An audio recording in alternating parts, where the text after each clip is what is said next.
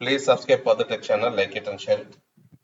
ఈ వీడియోలో JoSAA counselling 2025 ప్రక్రియ మరియు దశలు గురించి తెలుసుకుందాం.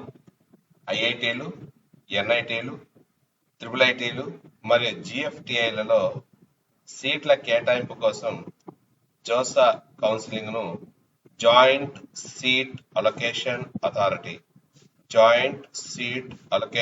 అథారిటీ నిర్వహిస్తుంది. ఐఐటీలలో సీట్ల కేటాయింపు కోసం జాయింట్ అడ్మిషన్ బోర్డ్ జాబ్ విధానాలను రూపొందిస్తుంది. అదేవిధంగా ఎన్ఐటీలు, ట్రిపుల్ ఐటీలు మరియు జిఎఫ్టిఐలకు central seat allocation board CSAB అంటే జాబ్ మరియు దాన్ని చెప్పుకున్నాం joint admission board JAB, central seat allocation board CSAB ఇలా ప్రతినిధులతో కూడిన counselling authority JoSAA. JEE main 2025 మరియు లేదా జేఈ అడ్వాన్స్డ్ 2025లో ఉత్తీర్ణులైన వారు జోసా కౌన్సిలింగ్ లో పాల్గొనడానికి అర్హులు.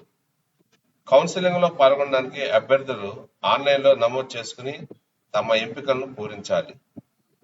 జోసా కౌన్సిలింగ్ 2025 ప్రక్రియలో ఏం భాగాలు ఉంటాయో చూద్దాం. మరి ఇక్కడ చూసినట్లయితే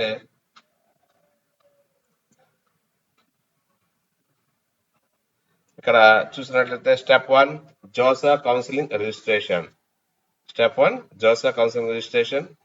step 2 filling of choices. Step 3 locking of choices and mark seat allotment. Step 4 seat allotment. Step 5 seat acceptance by candidates. ఇక్కడ మనకి 3 రకాలైనటువంటి పదాలు వినిపిస్తాయి: ఫ్రీజింగ్, స్లైడింగ్, ఫ్లోటింగ్. ఈ 3 పదాల గురించి వివరణలు తెలుసుకోవాలి, లేకపోతే అభ్యర్థి ఎంతగానో తన యొక్క అవకాశాన్ని కోల్పోయేది ఉంటుంది.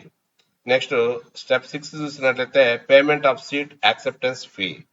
దాన్ని ఎస్ఏఎఫ్. ఎస్ అంటే సీట్, ఏ అంటే యాక్సెప్టెన్స్, ఎఫ్ అంటే fee. Seat acceptance fee. Step 7 వచ్చేసి డాక్యుమెంట్ వెరిఫికేషన్.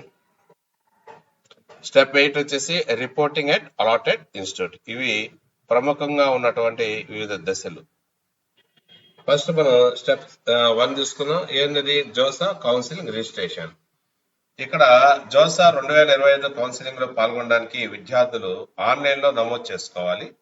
రిజిస్ట్రేషన్ ప్రక్రియలో జేఈ మెయిన్ 2025 రిజిస్ట్రేషన్ నెంబర్ మరియు పాస్వర్డ్ అందించడం ద్వారా ఆన్లైన్ రిజిస్ట్రేషన్ ఫారం ను పూరించడం ఉంటుంది. ఈ దశలో విద్యార్థులు తమ పాస్వర్డ్ మరియు సంప్రదింపు వివరాలను కూడా సవరించవచ్చు, మార్పులు చేసుకోవచ్చు. నెక్స్ట్ స్టెప్ 2 చూద్దాం. జోసా చాయిస్ ఫిల్లింగ్ మరియు లాకింగ్ ఆఫ్ చాయిసెస్. అంటే ఫిల్లింగ్ ఆఫ్ చాయిసెస్ చూద్దాం. రిజిస్ట్రేషన్ పూర్తయిన తర్వాత విద్యార్థులు లాగిన్ అయ్యి వారి ప్రాధాన్యతల క్రమంలో కాలేజీల ఎంపికలను పూరించాలి. జోసా కౌన్సిలింగ్ 2025 కోసం పరిగణించబడడానికి నిర్ణీత సమయ వ్యవధిలో ఎంపికలను పూరించాలి. నెక్స్ట్ స్టెప్ 3 వచ్చేసి లాకింగ్ ఆఫ్ చాయిసెస్.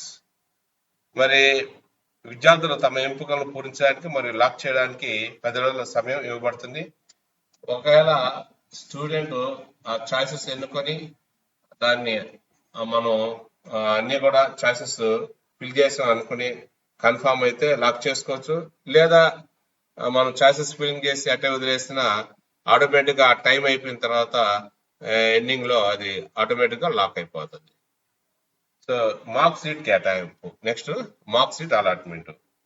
విద్యార్థులు తమ ఎంపికలు, ఇది చాలా ఇంపార్టెంట్. అంటే ముందుగానే మనకి ఈ మార్క్ సీట్ అలాట్మెంట్ లో ముందుగా మనకు తెలుస్తుంది ఎక్కడ మనకి సీట్ వస్తుందని. సీట్ వస్తుందా రాదనేది ఇక్కడ తెలిసిపోతుంది. ఒకవేళ మనం మంచి దాంట్లో సీటు రాకపోతే మనం మార్చుకునే దానికి కూడా అవకాశం ఉంటుంది. సో 1-2 సార్లు మార్క్ సీట్ అలాట్మెంట్ అనేటువంటి జరుగుతుంది. సో ఆ స్టేజ్ లో మనం మరలా ఆప్షన్స్ ని మరలా మార్పు చేసుకోవచ్చు, పైకి కిందకి మార్పు చేసుకోవచ్చు. సో అది మార్క్ సీట్ అలాట్మెంట్. విద్యార్థులు తమ ఎంపికల ద్వారా వారు ఏ కళాశాలకు ప్రవేశించవచ్చు అర్థం చేసుకోవడానికి మార్క్ సీట్ కేటాయింపు నిర్వహిస్తారు. జోసా మార్క్ సీట్ కేటాయింపు ఆధారంగా విద్యార్థులు తమ నింపిన ఎంపికను కూడా సవరించుకోవాలి. ఇందాక చెప్పాను, మార్పులు చేసుకోవచ్చు. దీన్ని చూసుకొని మంచి కాలేజీని ఇంకా పైన పెట్టుకోవచ్చు. ఎంపికను లాక్ చేసిన తర్వాత మరి ఎంపిక నింపి లాక్ చేసిన తర్వాత ఎంపికను సవరించడానికి వారికి అనుమతి ఉండదని విద్యార్థులు గమనించాలి. సో మార్క్స్ షీట్ అలాట్మెంట్ లో మనం ఒక కాలేజీ అలాట్మెంట్ అయింది అనుకోండి, మళ్ళా మనం ఆ కాలేజ్ కంటే బెటర్ కాలేజ్ కింద పెట్టుంటే దాన్ని మళ్ళీ పైకి జరుపుకొని మళ్ళీ సెట్ చేసుకోవచ్చు. అయితే మార్క్స్ షీట్ అలాట్మెంట్ అయిపోయిన తర్వాత మరలా ఇంకా మార్పులు చేసేదానికి అవకాశం ఉండదు. సో అది గుర్తుపెట్టుకోండి. మార్క్స్ షీట్ అలాట్మెంట్ అనేది చాలా జాగ్రత్తగా మరలా అటు ఇటు మార్చుకోవాలి అవసరం అయితే. నెక్స్ట్ స్టెప్ 4 వచ్చేసి సీట్ల కేటాయింపు. జూన్ 20, 2025 అధికారిక వెబ్సైట్ లోకి రౌండ్ 1 కి సంబంధించినటువంటి జోసా సీట్ల కేటాయింపు ఫలితాన్ని అధికారులు ప్రకటించారు. మరి జోసా కౌన్సిలింగ్ 2025 యొక్క సీట్ల కేటాయింపు స్థితిని తనిఖీ చేయడానికి విద్యార్థులు తమ దరఖాస్తు నెంబరు, పాస్వర్డ్ ఈ రెండు ఉపయోగించి లాగిన్ అవ్వాలి. అప్పుడు వాళ్ళు సీట్లను అంగీకరించడం లేదా తదుపరి రౌండ్ లో పాల్గొనడానికి ఇష్టపడకపోవడం లేదా కౌన్సిలింగ్ లో పాల్గొనడానికి సిద్ధంగా ఉండడం అనే ఎంపికను కలిగి ఉంటారు. సో అవన్నీ ఇక్కడ మనం 3 రకాలైనటువంటి పదాలు వింటుంటాం. ఫ్రీజింగ్, ఫ్రీజ్, స్లైడ్, ఫ్లోట్, లేదా ఫ్రీజింగ్, స్లైడింగ్, ఫ్లోటింగ్. వీటి యొక్క అర్థాలు మనం తెలుసుకుంటాం. ఫస్ట్ మనం ఫ్రీజ్ గురించి తెలుసుకుందాం. ఫ్రీజ్, ఈ 3 పదాల గురించి మనం ఖచ్చితంగా తెలుసుకోవాలి. లేనట్లయితే మంచి ర్యాంకు వచ్చినప్పటికీ మంచి అవకాశాన్ని, అంటే మంచి కాలేజీలో సీటు పొందే అవకాశాన్ని కోల్పోతాము. కాబట్టి కష్టపడి ర్యాంక్ తెచ్చుకోవడం ఎంత అవసరమో ఈ కౌన్సిలింగ్ గురించి అవగాహన అంత కలిగి ఉండాలి. సో ఆ విధంగా ఉంటేనే మనకు మంచి సీటు, మనకు ర్యాంక్ తగ్గట్టుగా మంచి సీటు పొందగలం. సరే, ఫస్ట్ మనం ఫ్రీజింగ్ అనేటువంటి దాన్ని చూద్దాం. ఒక అభ్యర్థికి సీట్ ఆఫర్ చేయబడింది.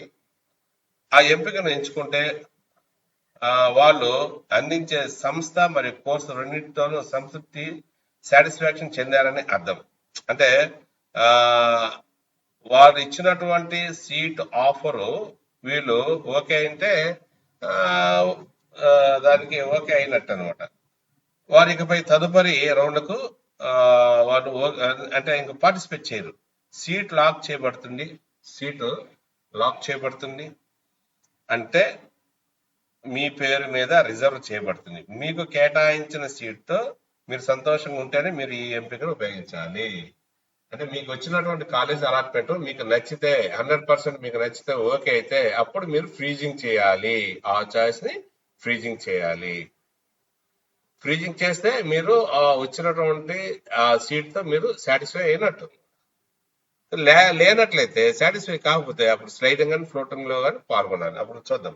స్లైడింగ్ అంటే ఏంది? ఈ ఎంపికను ఎంచుకోవడం ద్వారా మీరు సీటు అంగీకరిస్తారు, కానీ అదే సంస్థలోని ఉన్నత సూచన విద్యా కార్యక్రమానికి అప్గ్రేడేషన్ కోసం ఎంపిక తెరిచి ఉంచుతారు. సో స్లైడ్ లో మనకు వచ్చినటువంటి కాలేజీ మనకి హ్యాపీ, సాటిస్ఫాక్షన్, మంచి కాలేజీలో వచ్చింది. అయితే అక్కడ వచ్చినటువంటి బ్రాంచ్ మనకి ఇంకొంచెం మంచి బ్రాంచ్ కావాలని నేను కోరుకుంటున్నట్లయితే అప్పుడు నువ్వు స్లైడింగ్ ఆప్షన్ పెట్టుకోవాలి, స్లైడింగ్ ఇవ్వాలి. స్లైడింగ్ అంటే నీకు వచ్చినటువంటి కాలేజీలో బ్రాంచ్ మార్చుకునే దానికి అవకాశం ఉంటుంది. ఒక బ్రాంచ్ నుంచి ఇంకో బ్రాంచ్ కి మంచి నీకు కావాల్సిన బ్రాంచ్ కి ఆఫర్ చేసేందుకు అవకాశం ఉంటుంది. ఇది స్లైడింగ్. ఫ్రీజింగ్ అంటే నీకు వచ్చినటువంటి కాలేజీ సీట్ తో ఫ్రీజ్ అయిపోవడం, అంటే ఓకే అయిపోవడం, ఇంకా నెక్స్ట్ నువ్వు కౌన్సిలింగ్ లో పాల్గొనవు. స్లైడింగ్ అంటే నీకు కాలేజీ నచ్చింది కానీ సీటు అక్కడ ఉన్నటువంటి కోర్సు అది కాకుండా వేరే కోర్సు కావాలనుకుంటున్నావు, అప్పుడు స్లైడింగ్ పెట్టుకోవాలి. Next floating. మీరు ఎంపికను ఎంచుకుంటే మీరు సీటు అంగీకరిస్తారని అర్థం, కానీ అప్గ్రేడ్ చేసే ఎంపికను కూడా తెరిచి ఉంచారని అర్థం. స్లైడ్ మరియు ఫ్లోట్ల మధ్య ప్రాథమిక వ్యత్యాసం ఏమిటంటే, ఫ్లోట్ ఎంపిక ఏదైనా సంస్థలు అధిక ప్రాధాన్యత గల విద్యా కార్యక్రమానికి అప్గ్రేడ్ చేయడానికి మిమ్మల్ని అనుమతిస్తుంది. ఫ్లోటింగ్ ఎప్పుడు పెడతామంటే మనకు వచ్చినటువంటి కాలేజీ మరియు ఇది కోర్సు నచ్చలేదు, అప్పుడు నువ్వు ఫ్లోటింగ్ పెట్టుకుంటే వేరే కాలేజీకి ఏమైనా అవకాశం ఉంటే కాలేజీ మారుతాము, మళ్ళా ఆ కోర్సు కూడా మారవచ్చు అనమాట. కాబట్టి ఫ్లోటింగ్ అంటే కాలేజీలు మార్చేదానికి, స్లైడింగ్ అంటే ఆ కాలేజీలో కోర్సులు మారేదానికి, ఫ్రీజింగ్ అంటే నీకు వచ్చినటువంటి ఆప్షన్ ఓకే అని సాటిస్ఫై చెందినప్పుడు అది పెట్టాలి. ఈ విధంగా ఈ 3 యొక్క వ్యత్యాసాలు ఉంటాయి. ఈ 3టిని జాగ్రత్తగా గమనించుకుంటూ మీకు వచ్చినటువంటి ఆ సీట్ ను బట్టి మీరు ఈ మూడిట్లో సెలెక్ట్ చేసుకోవాలి. నెక్స్ట్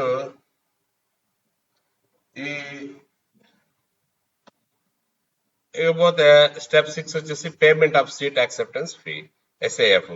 సో ఇక్కడ మీరు ఏం చేస్తారంటే తమ సీట్ కేటాయించడం జరుగుతుంది. అభ్యర్థులు తమ దరఖాస్తు నెంబరు మరి పాస్వర్డ్ ఉపయోగించి ఓపెన్ చేస్తావు, లాగిన్ అవుతావు. తమ సీటు కేటాయింపు లేఖను డౌన్లోడ్ చేసుకోవాలి. అంటే వాళ్ళు ఒక లెటర్ పెట్టింటారు, దాన్ని డౌన్లోడ్ చేసుకోవాలి.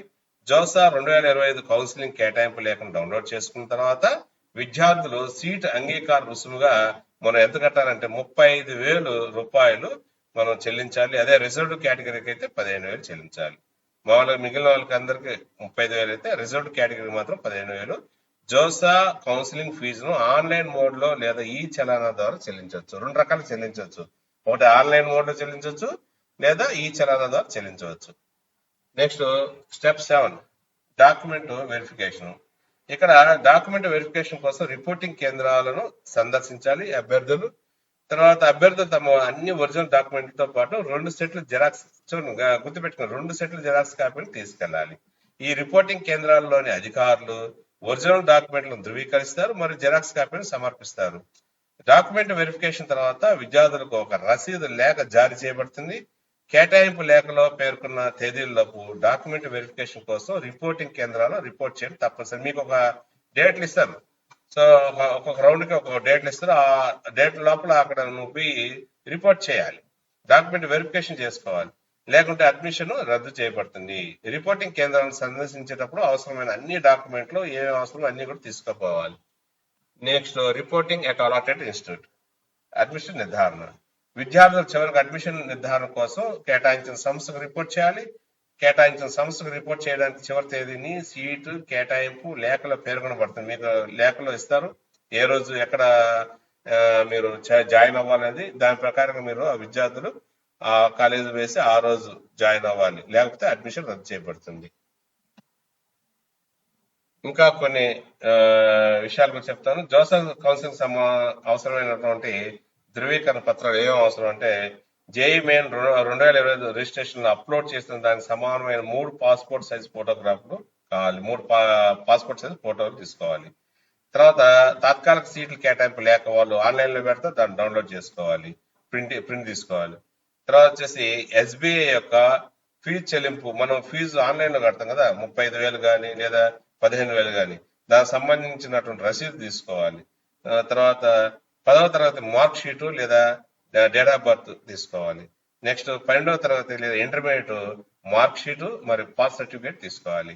నెక్స్ట్ ఫోటో గుర్తింపు కార్డు తీసుకోవాలి.